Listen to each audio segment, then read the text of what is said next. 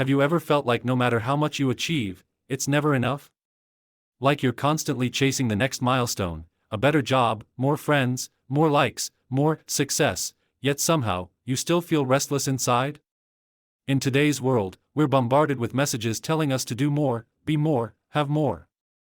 Society praises the hustle, celebrates busyness, and pushes us to keep stacking accomplishments as if they're trophies on a shelf. But have you ever stopped to wonder, is more really the answer? Imagine this: instead of always adding more to your plate, what if you quietly started removing what no longer serves you? What if the secret to a truly fulfilling life wasn't about accumulation, but about elimination? Think about your closet for a second. When it's stuffed with clothes you no longer wear, it's chaotic. But when you declutter, you find space. You feel lighter, freer.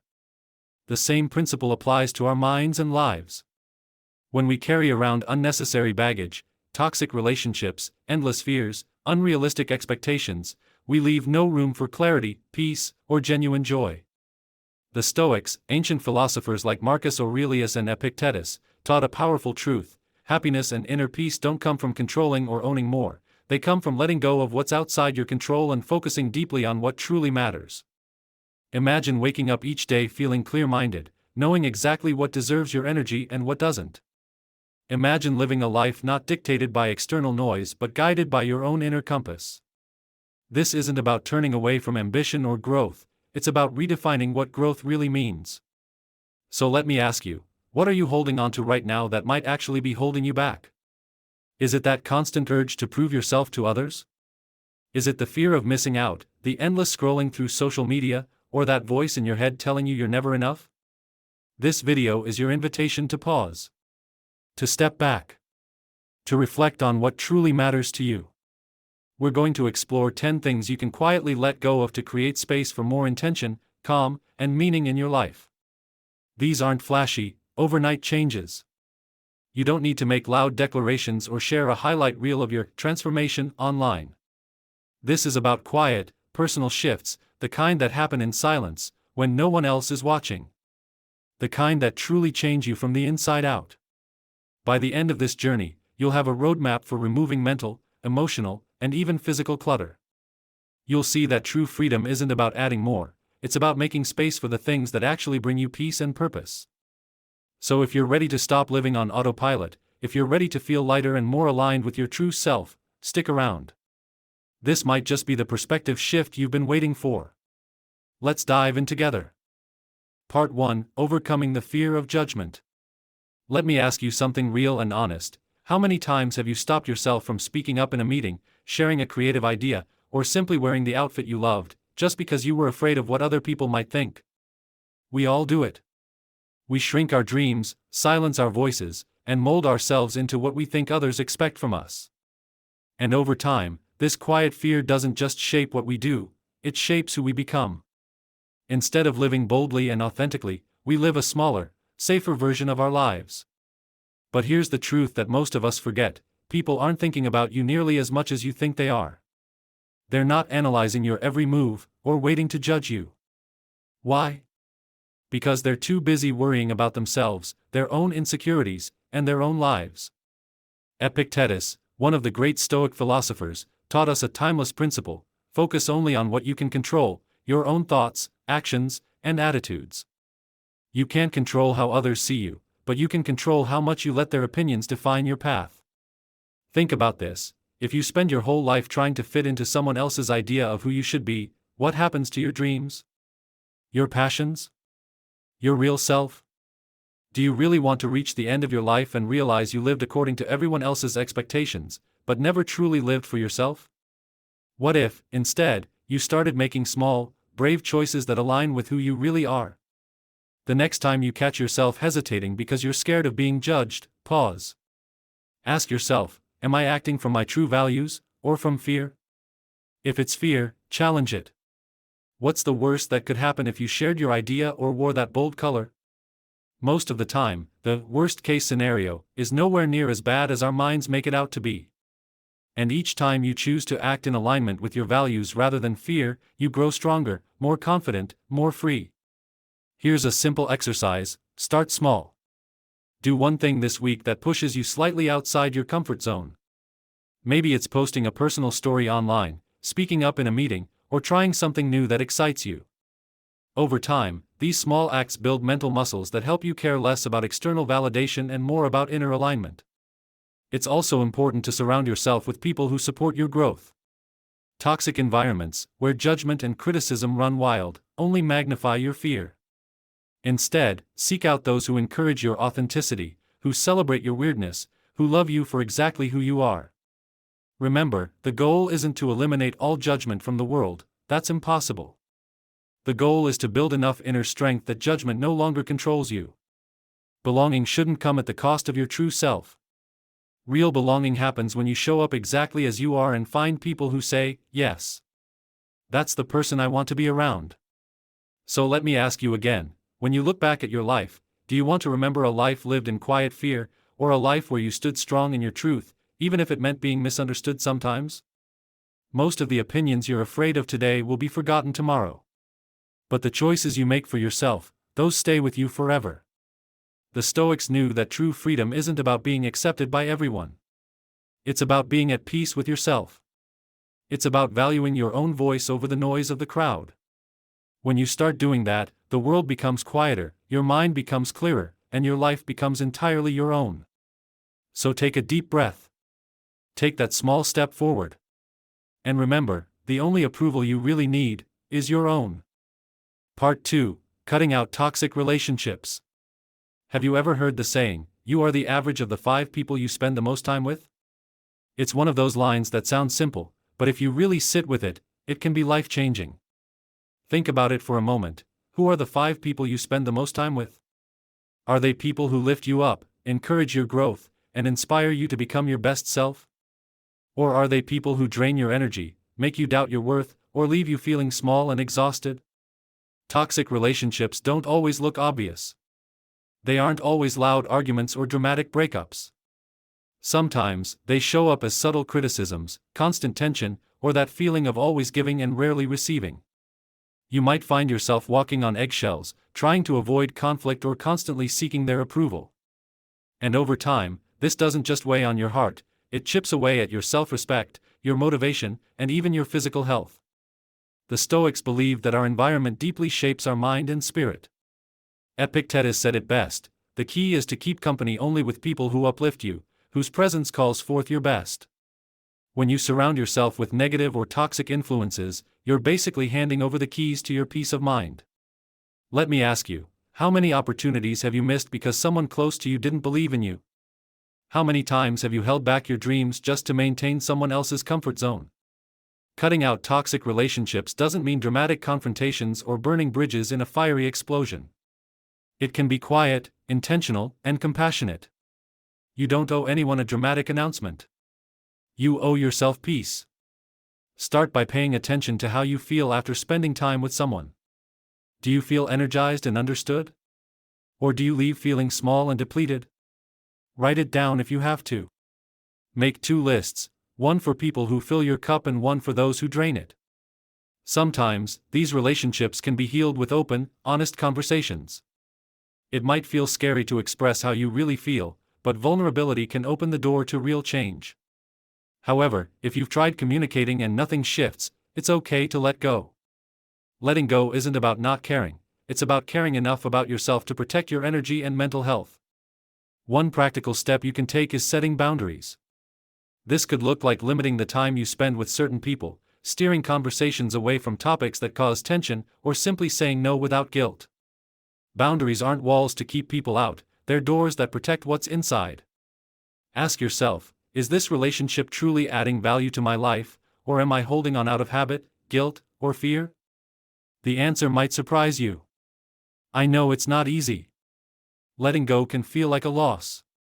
But remember, by releasing relationships that no longer serve you, you make space for new connections that align with your growth and your values. You create room for relationships built on mutual respect, authenticity, and support. Imagine what your life would feel like if you were surrounded only by people who genuinely celebrated your wins, supported your struggles, and pushed you to become the best version of yourself. Imagine waking up each day knowing you're no longer carrying the weight of someone else's negativity. You deserve relationships that feel like sunlight, not shadows. You deserve to feel safe, valued, and inspired in the company you keep.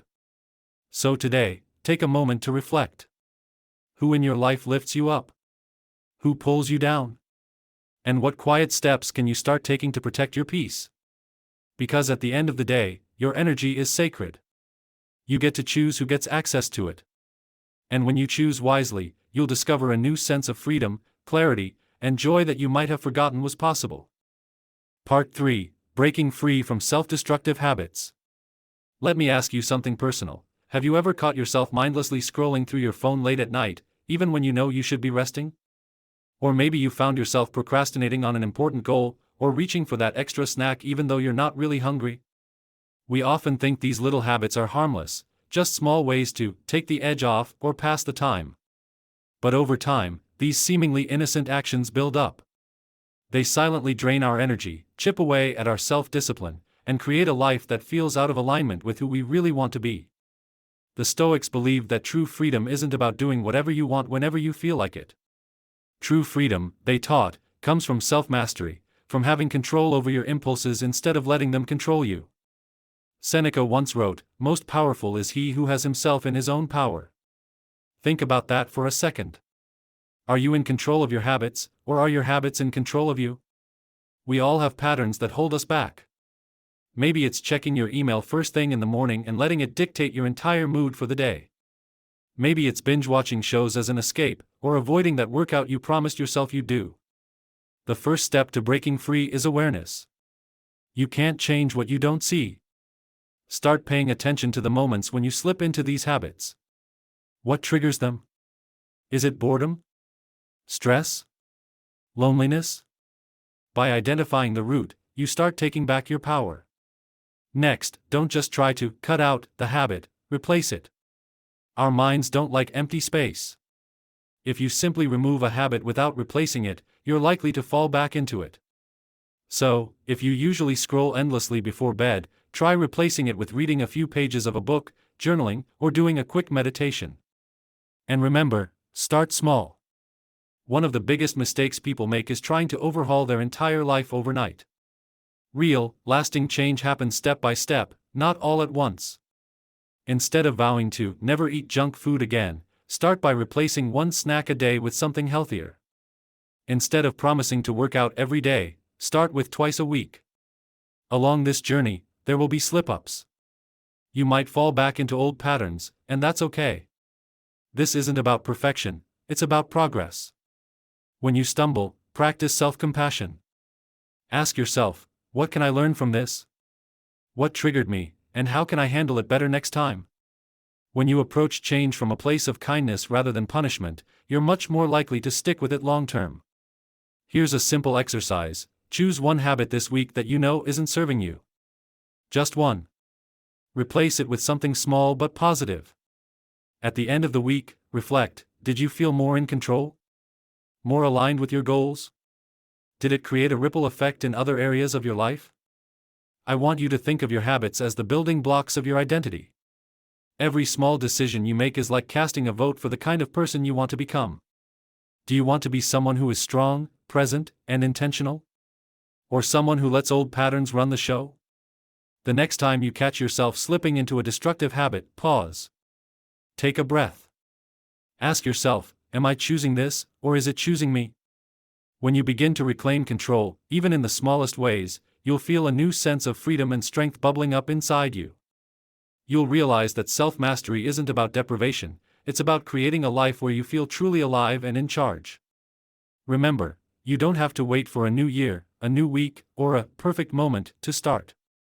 Change begins the moment you decide that you're worth it, and you are. So today, choose one small step. One small vote for the person you're becoming. Because in the end, it's not the big declarations that shape our lives, it's the quiet, consistent choices we make every single day. Part 4: Letting go of the need to control everything. Let's be honest, how often do you find yourself trying to control every detail of your life? Maybe it's your job, your relationships, or even tiny daily situations, like how traffic should flow or how someone should reply to your text. We all do it. We crave control because it gives us a sense of safety and certainty. The problem? The more we try to control, the more exhausted and anxious we become. Have you ever noticed that when you hold on too tightly to how things should go, life feels heavier? It's as if you're carrying around an invisible backpack full of bricks. Every unexpected change, every deviation from your plan, adds another brick. Before you know it, you're drained, frustrated, and wondering why life feels so hard. The Stoics offered us a powerful perspective here. Epictetus said, "Some things are up to us, and some things are not." Simple, but life-changing if you really let it sink in. They taught us to focus on what we can truly control: our thoughts, our actions, and our attitudes. Everything else, other people's opinions, the weather, the economy, is ultimately outside our grasp. Imagine you're stuck in traffic on your way to an important meeting. You can't magically part the cars like Moses and the Red Sea.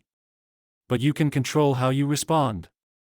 You can get angry, curse the world, and arrive stressed, or you can take a deep breath, put on a favorite podcast, and use the time to reset your mind. This mindset shift, from resisting life's uncertainties to accepting them, is where real peace begins. Let's talk about detachment from outcomes. This doesn't mean you stop caring about your goals or become passive. It means you focus fully on your effort and let go of your obsession with the result. You still do your best, you still prepare, work hard, and give your all, but you understand that the final outcome isn't always in your hands. Think of an artist. They pour their heart into a painting. Once it's finished and shared with the world, they can't control whether people love it or criticize it. All they can control is the integrity and passion they brought to the work. Here's a practical exercise. The next time you feel stress building up, maybe someone cancels plans last minute, or a project doesn't go as planned, pause and ask yourself, is this something I can control? If the answer is yes, take action. If the answer is no, practice letting go.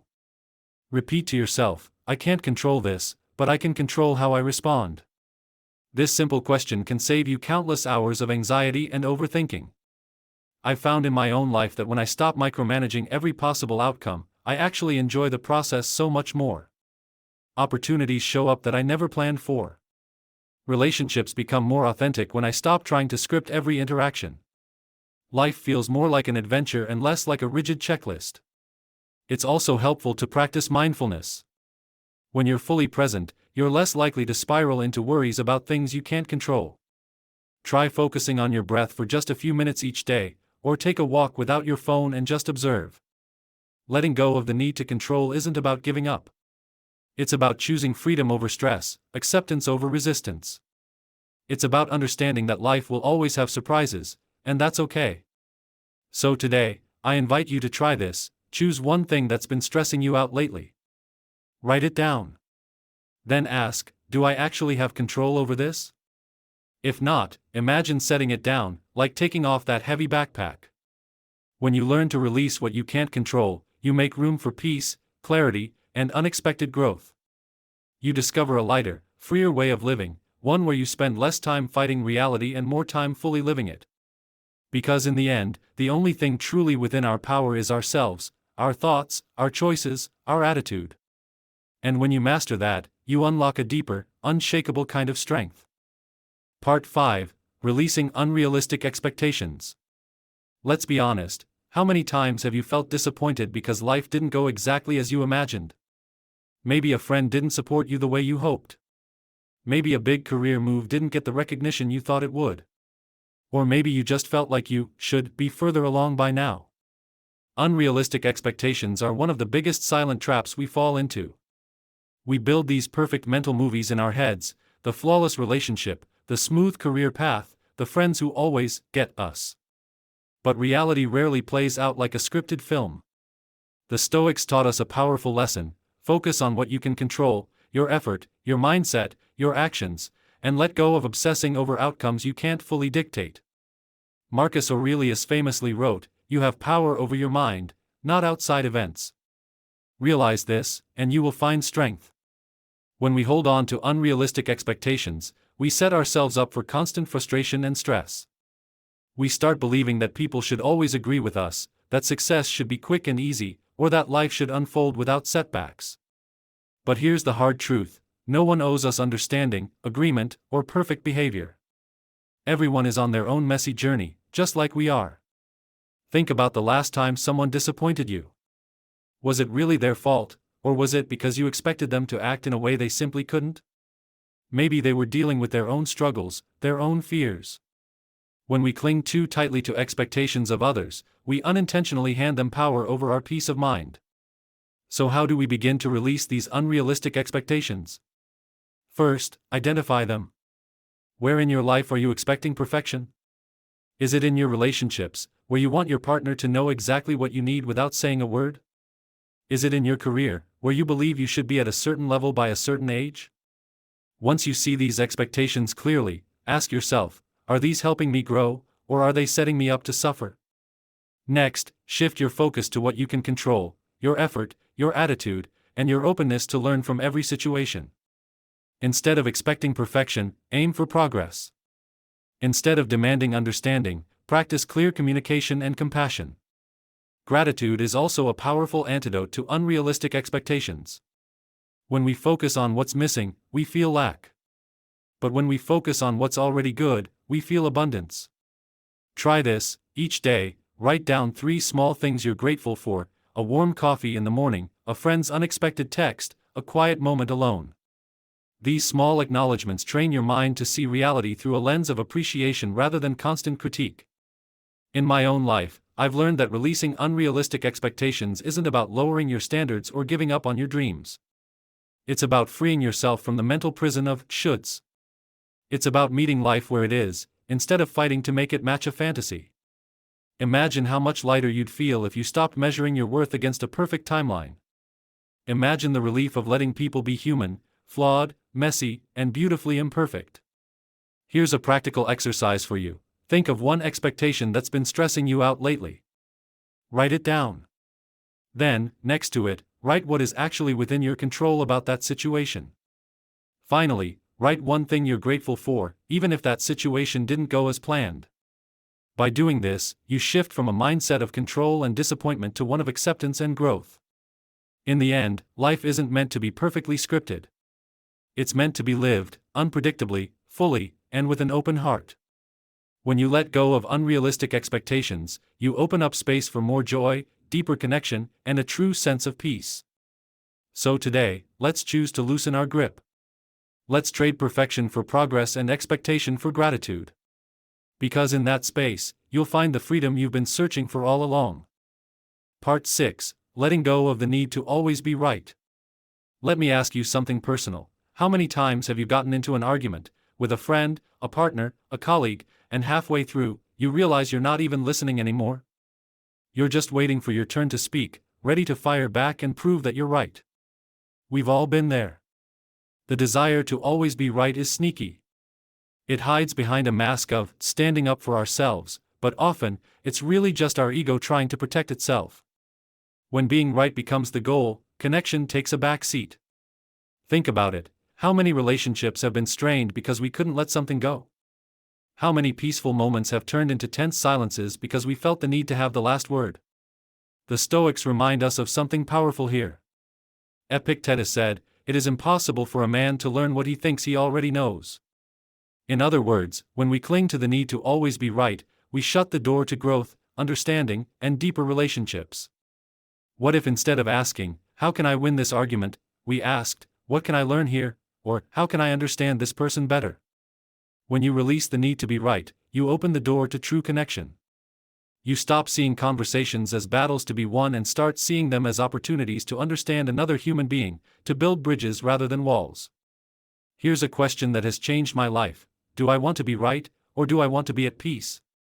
Sure, proving you're right might feel satisfying for a moment. You get that quick hit of ego validation. But is it worth the tension it creates? Is it worth sacrificing your inner calm, or damaging a relationship you actually care about? Imagine this: you're having dinner with someone you love. A disagreement pops up about something trivial, maybe a detail in a story or a political opinion. You feel that urge rising to correct them, to show them the facts. Pause. Ask yourself, is this worth disturbing the energy of this moment? Is this worth more than my peace and this connection? Most of the time, It isn't. Of course, this doesn't mean you never stand up for yourself or abandon your values. It means choosing your battles wisely and realizing that sometimes, silence and understanding speak louder than any perfectly crafted rebuttal. Here's a practical exercise. The next time you find yourself in a disagreement, focus on listening deeply. Instead of thinking about your next point, pay close attention to what the other person is really saying, and why they might feel that way. You might be surprised by what you learn, not just about them, but about yourself too. Another thing to try, after a heated discussion, reflect and ask yourself, did I approach this to understand or to win? If it was to win, what did it cost me emotionally?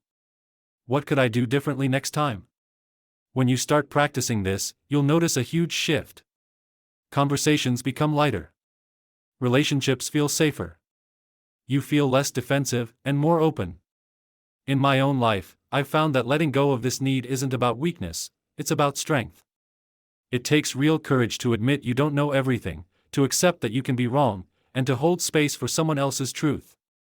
By letting go of the need to always be right, you gain something far more valuable: inner peace, stronger relationships, and a deeper sense of humility. You start to realize that winning the argument often means losing the moment. So today, I invite you to ask yourself, is this worth my peace? Or can I let it go and choose understanding instead? Because at the end of the day, being right might feed your ego, but being at peace feeds your soul. Part 7: Silencing the Digital Noise. Let's talk about something that's quietly stealing our peace, our focus, and even our joy: digital noise. Think about it. How many times a day do you hear a notification ping, feel your phone buzz, or find yourself just checking social media, only to look up 30 minutes later wondering where the time went? We live in a world designed to hijack our attention.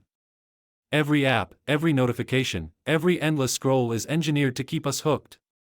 And while technology can be an amazing tool, it often ends up owning us instead of serving us.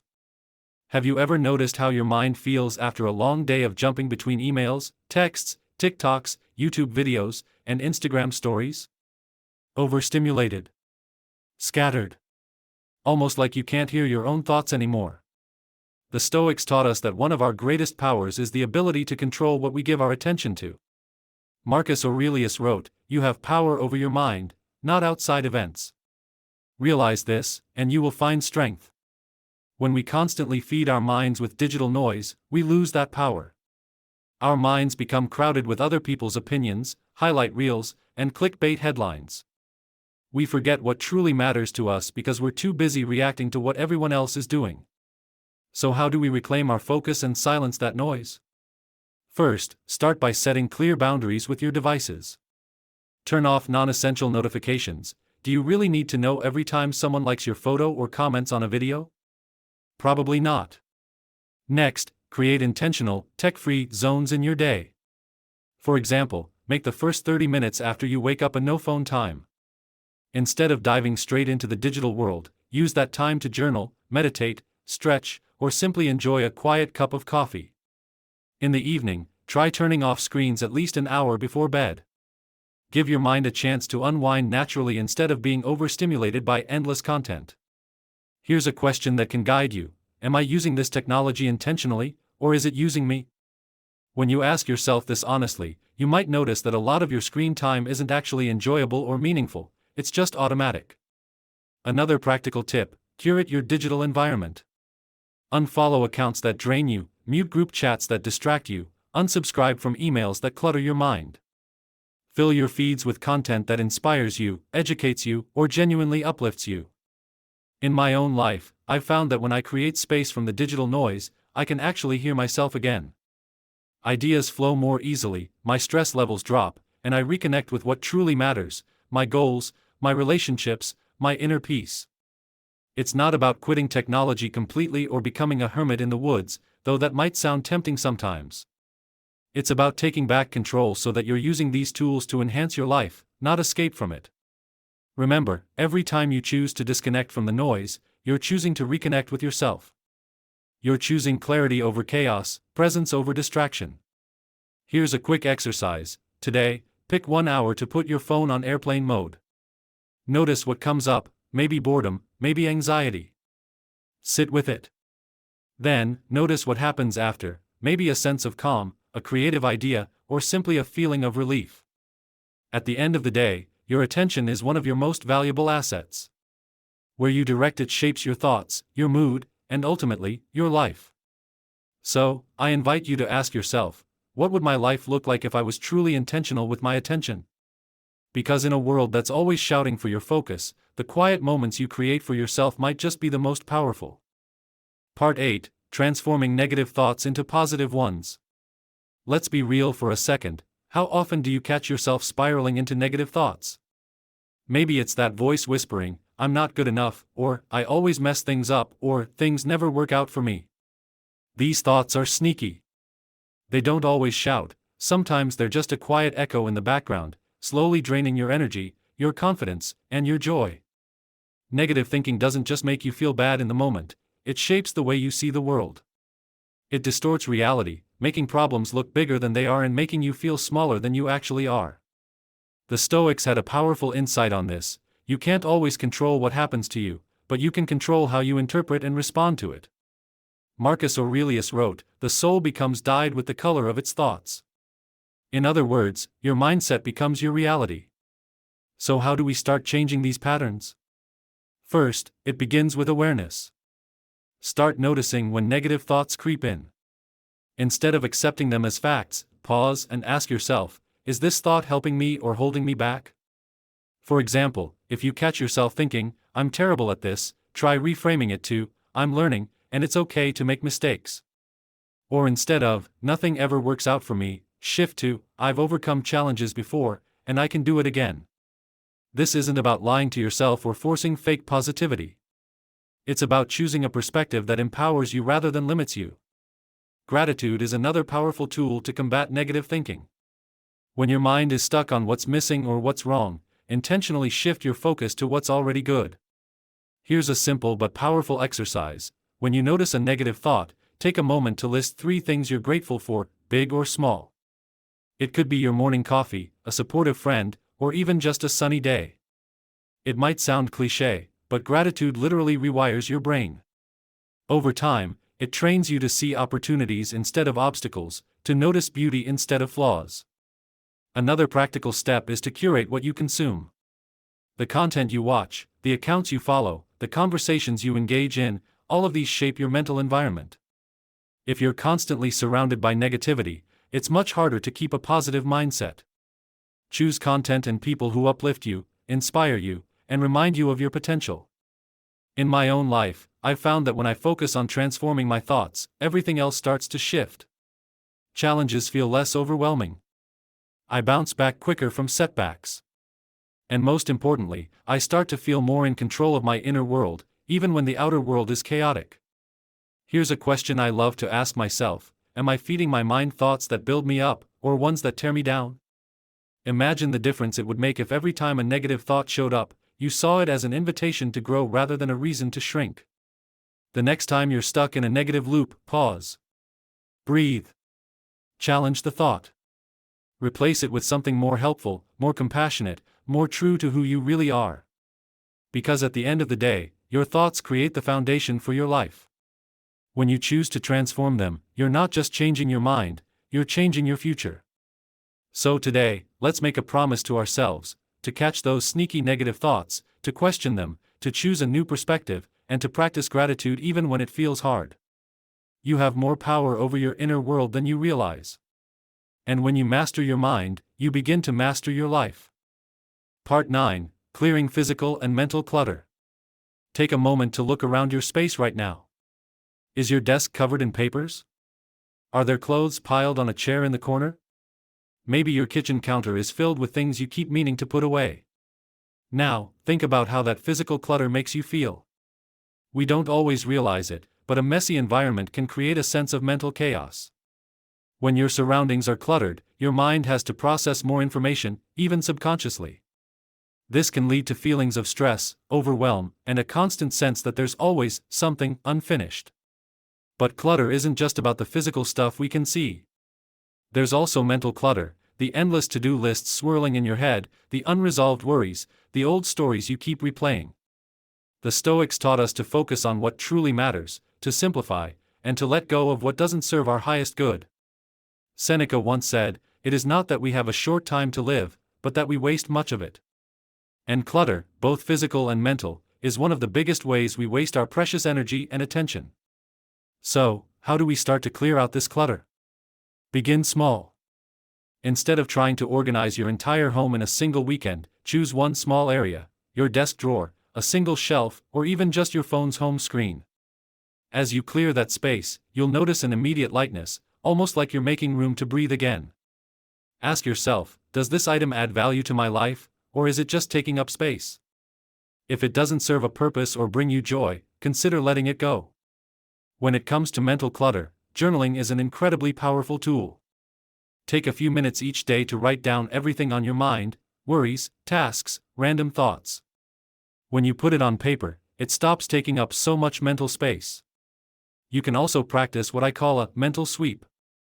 At the end of each day, write down the 3 biggest worries or thoughts that are occupying your mind. Then ask yourself, is this something I can control right now? If yes, make a plan. If not, gently remind yourself to let it go, at least for tonight. Another powerful practice is prioritization. Instead of overwhelming yourself with a long list of things to do, focus on the top 3 most important tasks each day. By narrowing your focus, you reduce mental noise and boost your sense of accomplishment. I've experienced this in my own life. When I started decluttering my home, I felt like I had more mental space to think clearly and make better decisions. When I started writing down my worries instead of carrying them everywhere, I felt lighter and more present in my daily life. Here's a question you can carry with you: what am I holding on to that no longer serves me? This could be a box of old things in your closet, a commitment you've outgrown, or a story you keep telling yourself about who you should be. Imagine how much lighter you'd feel if you let these things go. Imagine the space you'd create for new experiences, new connections, and new growth. Decluttering isn't about living with nothing or becoming a minimalist monk. It's about creating an environment, both physical and mental, that supports your peace, your focus, and your true self. So today, pick one small area to clear. It could be your workspace, your email inbox, or the thoughts weighing on your mind. Notice how you feel afterward. Because when we remove what no longer serves us, we make room for what truly matters. We make space for clarity, for creativity, and for calm. And in that space, you might just rediscover a version of yourself that feels lighter, more focused, and deeply alive. Part 10: Escaping the Trap of Unnecessary Comparison. Let's be real, how often do you catch yourself scrolling through social media, seeing someone's exotic vacation, new promotion, or perfectly curated home, and suddenly, your own life feels small or somehow not enough? It happens to all of us. We compare our real, messy, behind-the-scenes lives with someone else's highlight reel. But here's the problem: when we constantly measure ourselves against others, we forget our own unique journey and start doubting our worth. The Stoics had a powerful approach to this. Instead of comparing ourselves to others, they taught us to compare ourselves only to who we were yesterday. Seneca said, "As long as you live, keep learning how to live." In other words, the only meaningful comparison is between you and your past self. When you focus on external comparisons, you lose sight of your own growth. You might overlook the progress you've made, the challenges you've overcome, and the small wins that actually matter most. Here's a question to ask yourself: am I living according to my own values, or am I chasing someone else's version of success? Take a moment to define what success means to you. Is it financial freedom, creative expression, strong relationships, inner peace? When you're clear on your values, you become less vulnerable to the noise around you. You start to live by your own standards instead of someone else's scoreboard. Another powerful practice is gratitude. When your mind is stuck on what you lack compared to others, it helps to ground yourself in what you already have. Each day, write down 3 things you're grateful for, big or small. It might be your morning coffee, a supportive friend, or simply the fact that you woke up today with another chance to grow. You can also take control of your environment. Social media can be a great tool, but if it constantly triggers feelings of inadequacy, consider unfollowing or muting accounts that make you feel less than. Curate your feed so it inspires you instead of dragging you into the comparison trap. In my own life, I've found that the less I compare, the more peace I find. When I focus on my own path, I feel lighter, more authentic, and more fulfilled. I start to celebrate others' successes instead of feeling threatened by them, because I know their journey isn't mine to live. Here's a practical exercise. Next time you feel that pang of comparison, pause and ask, what's one thing I've done recently that I'm proud of? It could be something small, like sticking to your morning routine, finishing a project, or simply taking a moment for self-care. By shifting the focus back to yourself and your growth, you reclaim your power. You realize that no one else's highlight reel defines your value or your journey. The truth is, everyone's life has unseen struggles and setbacks. You might see someone's best moments, but you'll never see their private doubts, their failures, or their sleepless nights. Comparing yourself to that illusion is a game you can't win. So today, I invite you to stop playing that game. Start measuring your life by your own progress, your own joy, your own sense of purpose. Remember, life isn't a race to some imaginary finish line. It's a deeply personal journey meant to be lived fully, authentically, and on your own terms. So the next time you find yourself comparing, ask, am I living for me, or am I trying to keep up with someone else? Because when you finally let go of unnecessary comparisons, you free yourself to focus on what truly matters, becoming the best, most authentic version of you. Conclusion: the power of letting go. If there's one thing I hope you take away from this entire journey, it's this: life isn't just about adding more. It's not about constantly stacking achievements, chasing external validation, or filling every moment with noise and busyness. Sometimes, the most powerful thing you can do is to let go. Let go of the fears that keep you small. Let go of toxic relationships that drain your energy. Let go of self-destructive habits that sabotage your growth. Let go of unrealistic expectations that only breed frustration. Let go of the need to always be right, the digital noise that clouds your mind, and the constant urge to compare your life to someone else's highlight reel. When you start releasing what no longer serves you, you create space for inner peace, for true freedom, for a quiet kind of strength that doesn't rely on applause or approval. Real transformation doesn't always happen in big, dramatic moments. It often happens in silence, in those small, almost invisible decisions you make every single day. Like choosing to take a deep breath instead of arguing back. Choosing to say no to an invitation that doesn't align with your values. Choosing to sit with your thoughts instead of distracting yourself with endless scrolling. These tiny acts of letting go build up over time. And with each choice, you become more aligned with who you truly are, not who the world expects you to be. Imagine a life where you no longer feel weighed down by other people's opinions. A life where you wake up each morning feeling light, grounded, and deeply connected to your own values. A life where you're not chasing approval but standing strong in your own truth. That's the gift of letting go. Stoicism reminds us that we don't need external permission to live a meaningful life. Your journey doesn't need to be approved, validated, or applauded by anyone else. The only approval you need is your own. So let me ask you, what's one small thing you can let go of today? Maybe it's a tiny worry, a self-doubt, a habit that doesn't align with your vision. Start there. You don't need to make a big announcement. You don't need to prove anything to anyone. Just take one quiet step forward. In my own life, I've learned that the quieter I become, the more I can hear what truly matters. The more I release, the more I find what I was looking for all along: clarity, purpose, and an unshakable sense of self-respect. And remember, this is your life. You get to choose how you shape it, who you invite into it, and what you carry with you. There will be days when letting go feels uncomfortable, even scary. That's normal. Growth rarely happens inside your comfort zone. But every moment you choose to release rather than cling, you build a stronger foundation for a life that feels truly yours. So as we wrap up, I want to leave you with this: you don't have to become someone new to live a better life. You just have to start removing what's been hiding the real you. Thank you for joining me on this journey. I hope you keep going, quietly, steadily, and always true to yourself. Until next time, stay strong, stay intentional, and above all, stay true to you.